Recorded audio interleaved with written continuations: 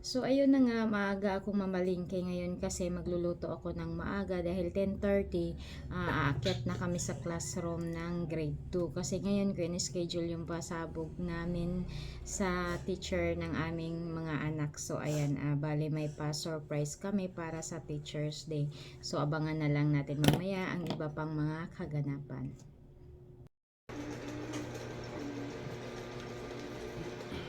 Upo ka be, mangawit ka. Ha? Madako pag-ayo.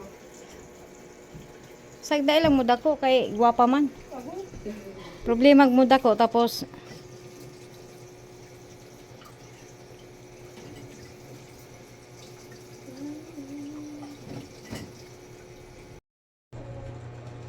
ayaw mo paghugas ng plato ha, ako ra. Yang yung kutsilyo na hawak mo, mapurol yan. Ito? Oo. Hindi naman masyado. Ito talaga kasi madaya to tignan. Akala mo, itim kasi ang kulay niya pero ang talas. Dandahan kayo ha. Ito po ba, tatapon na to? Oo. Hindi, lagyan natin. Ito kasi lagyan ng basura. Ito tingnan mo talaga siya. Do you have any idea what it's like to be ignored for almost 50 fucking years? A priest is hardly the life of the god.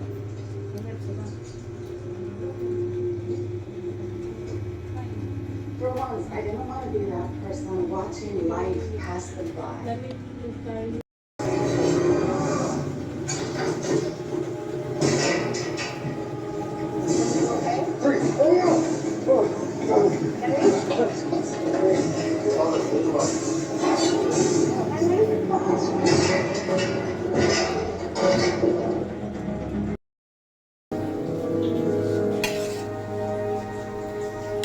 Walay na ako nun.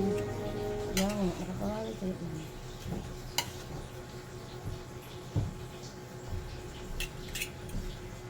Dami. Ito itappings be oh.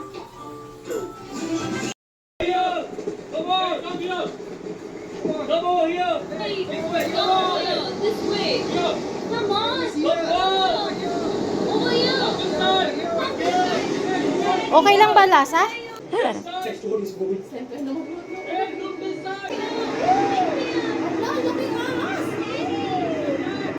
So ayan, tapos na akong nagluto ng 3 kilong spaghetti, tapos 2 kilong pansit bihon, tapos nagpabili na rin ako ng 6 na box na pizza, tapos cake para kay Ma'am Berma.